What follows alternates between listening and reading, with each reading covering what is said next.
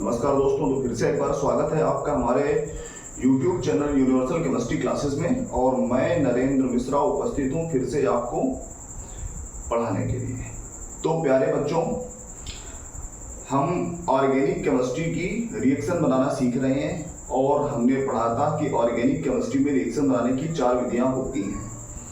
पहली विधि होती है एडिशन रिएक्शन, दूसरी होती है सब्स्टिट्यूशन रिएक्शन, तीसरी होती है एलिमिनेशन रिएक्शन और चौथी होती है रीअरेंजमेंट। तो डियर स्टूडेंट्स, हमने एडिशन रिएक्शंस के विषय में पूरा अध्ययन किया है और हमने पढ़ा है कि एडिशन रिएक्शन जो होती है उनको 3 प्रकार से संपन्न किया जाता है। नंबर 1 इलेक्ट्रॉनिक स्नेही अटैक से, नंबर 2 न्यूक्लियोफाइल या नाभिकीय स्नेही अटैक से और नंबर 3 फ्री रेडिकल मुक्त मूलक के अटैक से। और इसके बारे में हम कल अध्ययन कर चुके हैं, इसका वीडियो भी आपको हमने डाल दिया है। डियर स्टूडेंट, उसके बाद हमने पढ़ा था सब्स्टिट्यूशन रिएक्शन। सब्स्टिट्यूशन रिएक्शन के बारे में हमने पढ़ा था कि ये भी 3 प्रकार से होती हैं और इसमें भी इलेक्ट्रॉनिक स्नेही के अटैक्स जो रिएक्शन होती है उनको हमने वीडियो में पढ़ा था और वो वीडियो भी पढ़ा हुआ है, तो आप लोग उसको भी देख सकते हो और रिएक्शन बनाना सीख सकते हैं।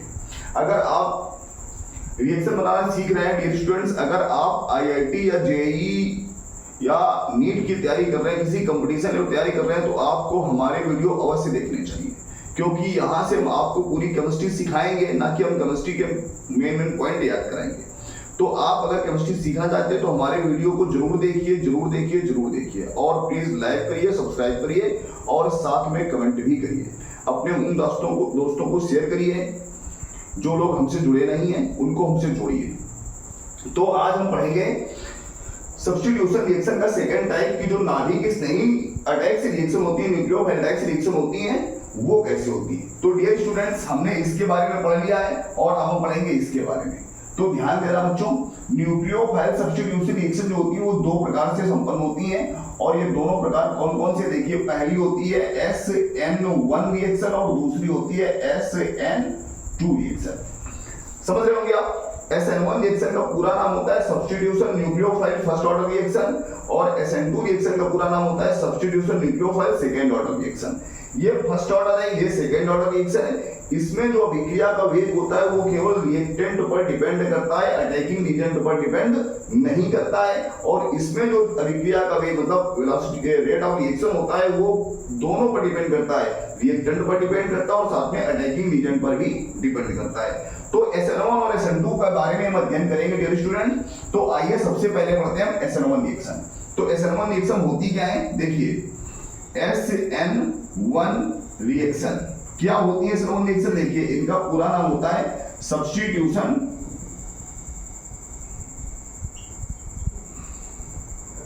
न्यूक्लियोफाइल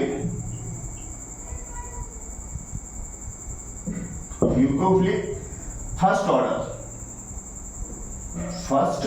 ऑर्डर रिएक्शन क्या होती है, substitution nucleophilic first order reaction.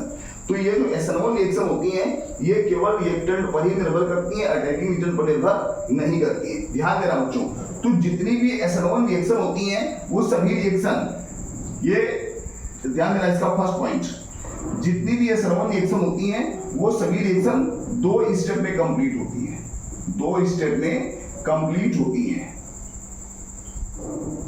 कौन, देखिए पहले स्टेप में क्या होता है, फर्स्ट स्टेप में क्या होता है, फर्स्ट स्टेप में स्थायी कार्बोकैटायन बनता है, स्टेबल कार्बोकैटायन का फॉर्मेशन होता है। पहले स्टेप में स्टेबल कार्बोकैटायन बनता है और दूसरे स्टेप में जो स्टेबल कार्बोकैटायन होता है उस पर न्यूक्लियोफाइल का अटैक होता है, अटैक ऑफ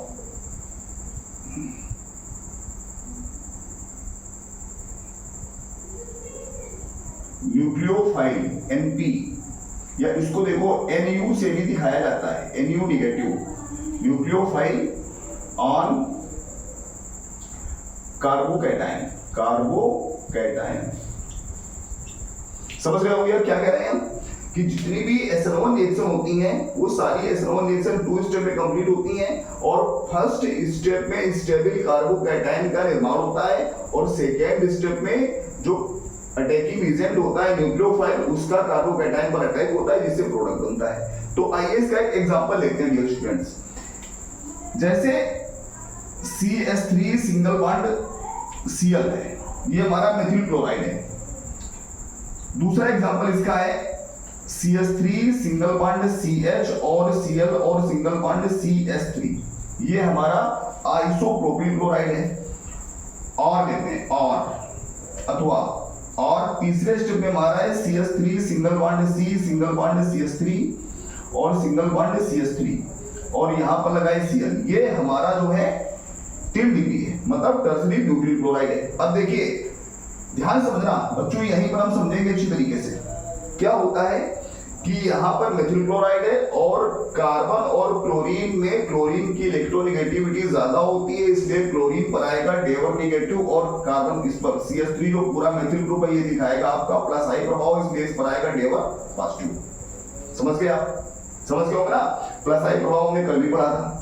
अब इसमें ये सेकेंड में आइसोप्रोपिल क्लोराइड में, तो इसमें देखिए एक ये CH3 लगा हुआ है और एक ये CH3 लगा हुआ है, 2 CH3 है, तो दोनों CH3 प्लस आई प्रभाव दिखाएंगे प्लस आई प्रभाव, और इसके परिणाम स्वरूप क्या होगा, इस पर जो है इलेक्ट्रॉन डेंसिटी बढ़ेगी और Cl जो है ना और आसानी से ध्रुवित हो जाएगा, तो इस पे डेबल नेगेटिव डबल आएगा। समझ गए ना?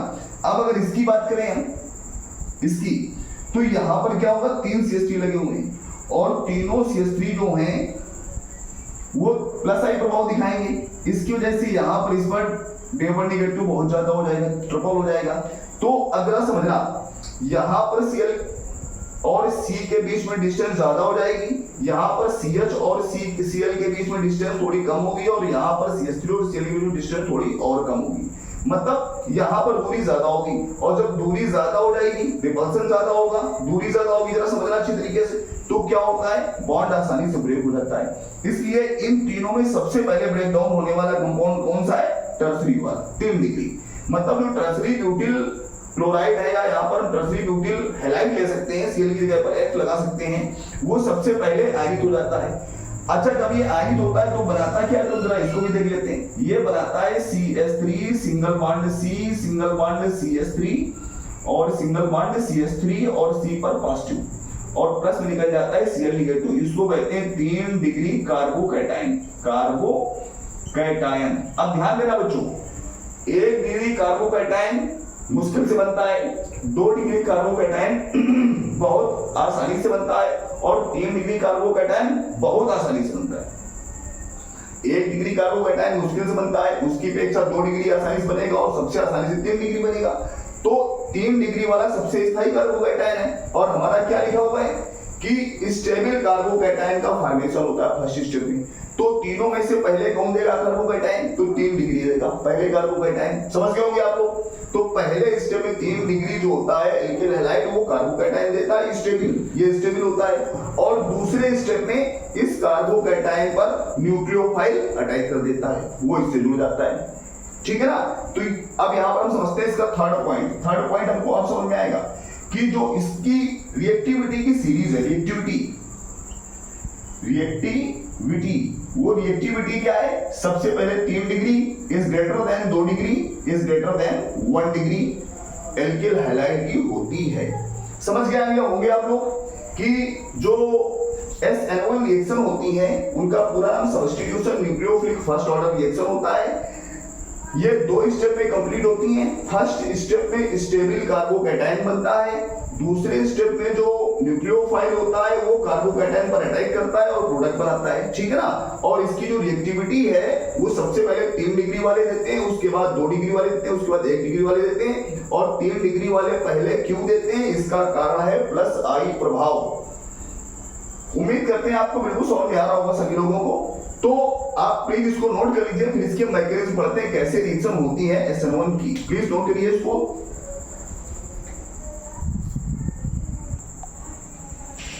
तो गाइस उम्मीद करते हैं आपने नोट कर लिया और आपको ये समझ में आ रहा होगा। आइए इसका एग्जांपल देखते हैं, SN1 रिएक्शन का एग्जांपल क्या है। तो इसका सबसे बढ़िया एग्जांपल जो है, सबसे अच्छा example CH3 single bond C single bond CH3 और single bond CH3 single bond Cl। ये हमारा 3 डिग्री एल्किल हैलाइड है, इसको हम टर्सरी ब्यूटिल क्लोराइड भी कहते हैं। ये सबसे पहले ब्रेकडाउन होता है और बनाता है CH3 single bond C single bond CH3 और सिंगल बॉन्ड CH3 और इस पर लगता है पॉजिटिव और प्लस माइनस वाला हो जाता है Cl नेगेटिव। ये अलग होने का कारण है इसका इंडक्टिव इफेक्ट, क्योंकि यहाँ पर 3 CH3 लगे हुए हैं और तीनों ही प्लस आई प्रभाव दिखाते हैं। आप लोग समझ रहे होंगे, इसके पहले भी इसको समझा चुके हैं अभी।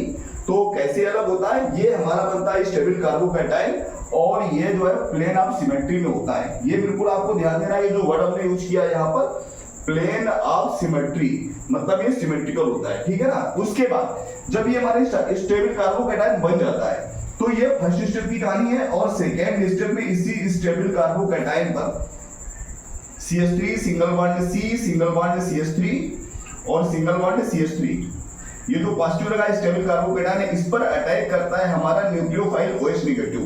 OH नेगेटिव इस पर अटैक करता है और अटैक करने के बाद क्या होता है, ये जुड़ जाता है। ये कैसे, मतलब ये बिल्कुल इस तरीके से होता है और जब इधर से अटैक करता है तो ऐसे घूम जाता है, मूव कर जाता है, ऐसे समझ गया, ऐसे है प्लेन ऑफ सिमेट्री में। और जैसे OH नेगेटिव आया तो ये ऐसे हो गया, तो ये फिर से sp3 हाइब्रिडाइजेशन में आ जाता है। तो क्या बन जाता है, फिर से देखिए बन जाता है ये CH3 single bond C single bond CH3 single bond CH3 और लग जाता है यहाँ पर OH। अब गाइस ये हमारा बन गया 3 डिग्री अल्कोहल और इसको हम कहते हैं टर्सरी ब्यूटिल अल्कोहल, ठीक है ना। तो ये रिएक्शन हमारी पूरी हो गई। ये SN1 रिएक्शन का एग्जांपल है और उम्मीद करते हैं आपको बहुत अच्छे समझ में आया होगा, ठीक है ना। तो प्लीज इसको नोट कर लीजिए एग्जांपल, और उसके बाद हम पढ़ते हैं SN2 रिएक्शन।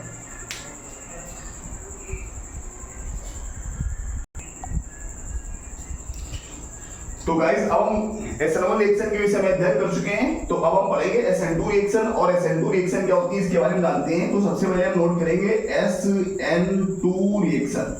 ये SN2 रिएक्शन क्या होती है देखिए, तो इसका पूरा नाम होता है substitution nucleophile second order reaction. क्या नाम है इसका, substitution nucleophile second order reaction. आप न्यूक्लियोफिलिक भी कह सकते हो या substitution nucleophile second order reaction कहते हैं इनको। अब ये जो रिएक्शन सेकेंड ऑर्डर की होती है, SN2 रिएक्शन होती है, इनकी भी कुछ प्रॉपर्टीज हैं। तो गाइस देखते हैं इनकी प्रॉपर्टीज क्या होती है, ध्यान समझना।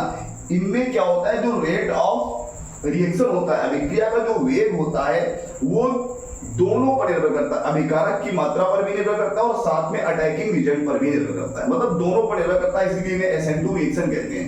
अब जरा देखिए इनकी प्रॉपर्टी क्या है। सबसे पहले कि इनमें कोई भी स्टेबल कार्बोकैटायन नहीं बनता है, ये रिएक्शन एक ही स्टेप में कंप्लीट होती है, कंप्लीट इन सिंगल स्टेप, ये एक ही स्टेप में कंप्लीट होती हैं। जो दूसरी इनकी प्रॉपर्टी है वो प्रॉपर्टी है कि इनमें इंटरमीडिएट अनस्टेबल कंपाउंड बनता है। क्या बनता है, प्रोड्यूसेस अनस्टेबल इंटरमीडिएट कंपाउंड है।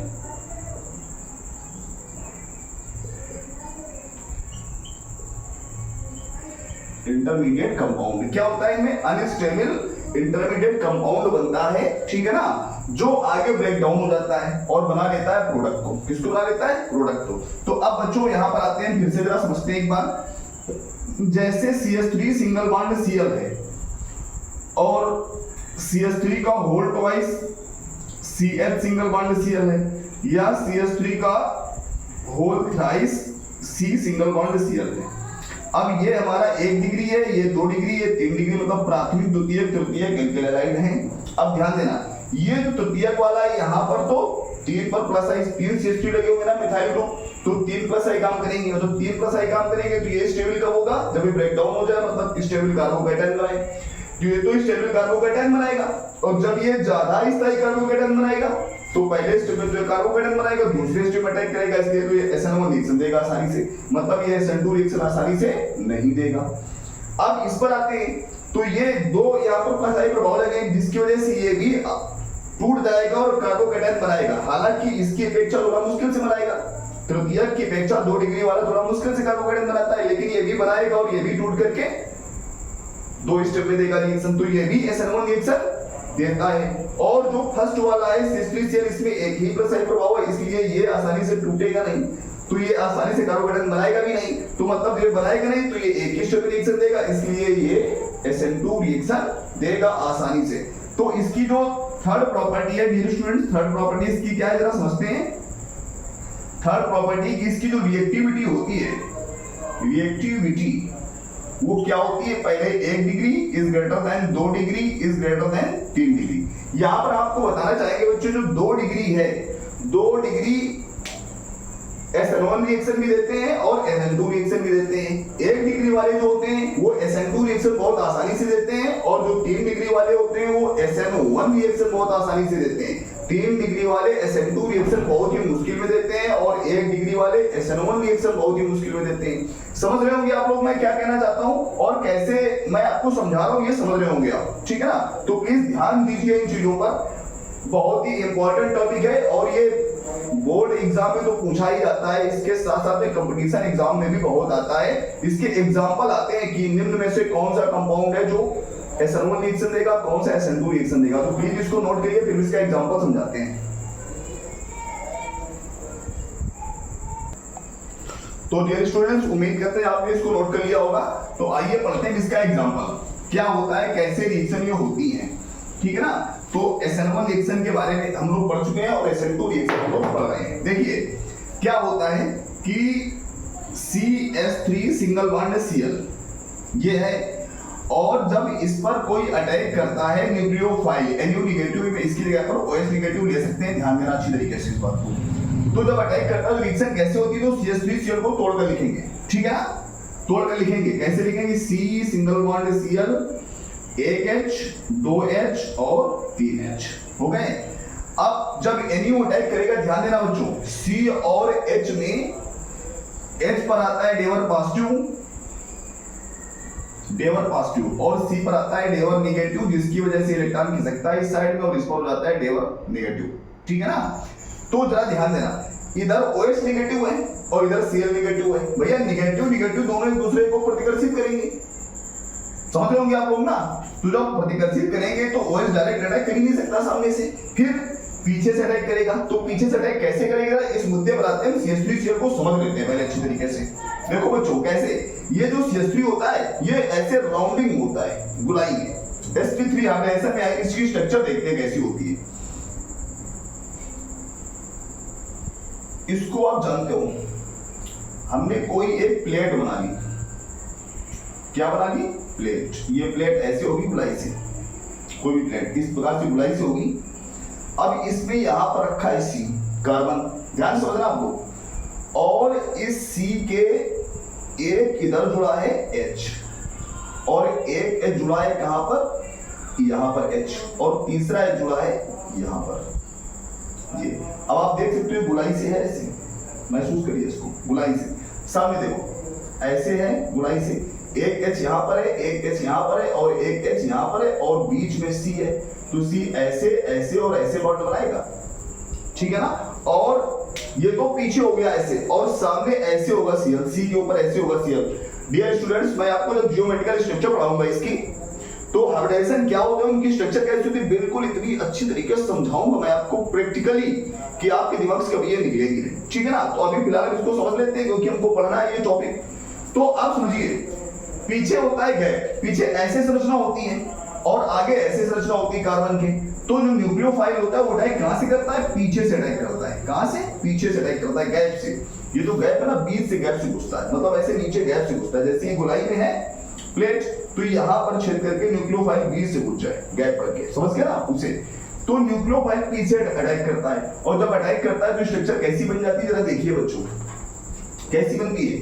C और इधर से डॉटेड लाइन से NU की जगह OH की लेते हैं, OH जो है इंटर करने लगता है।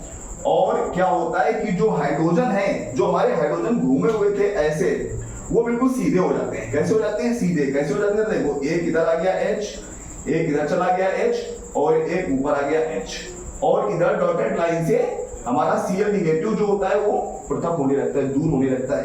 जैसे जैसे OH नेगेटिव कार्बन के नजदीक जाता है वैसे वैसे Cl नेगेटिव दूर होता जाता है। इसको हम कहते हैं अनस्टेबल इंटरमीडिएट कंपाउंड। क्या कहते हैं? Unstable intermediate compound. ध्यान से समझना सभी लोग, इसको हम कहते हैं अनस्टेबल इंटरमीडिएट कंपाउंड। जैसे जैसे OH C के पास जाएगा वैसे वैसे Cl नेगेटिव C से दूर होता जाएगा। आगे क्या होता है, आगे की क्रिया में क्या होता है कि OH C से बॉन्डिंग कर लेता है और Cl बाहर हो जाता है। तो देखिए OH इधर आ गया और सिंगल बॉन्ड C और बाहर निकल गया माइनस में Cl नेगेटिव। अब जो हाइड्रोजन है वो तो सीधे हो गए थे, ध्यान समझिए आप, हाइड्रोजन जो थे वो तो सीधे हो गए थे, तो वो अब क्या करेंगे, अब वो इन्वर्ट कर जाएंगे, इस साइड में घूम जाएंगे, ऐसे ऐसे घूम जाएंगे, ठीक है ना। और इस चेक कराए इसको, थोड़ा ध्यान समझना, ये हमारी बन गई गोलाई से स्ट्रक्चर और ये फिर से sp3 हो गया है, ठीक है ना। तो इसको कैसे NCERT किताब में लिखा हुआ है बच्चों, मैं एग्जांपल दे रहा हूं आपको, NCERT को उठाकर देखना।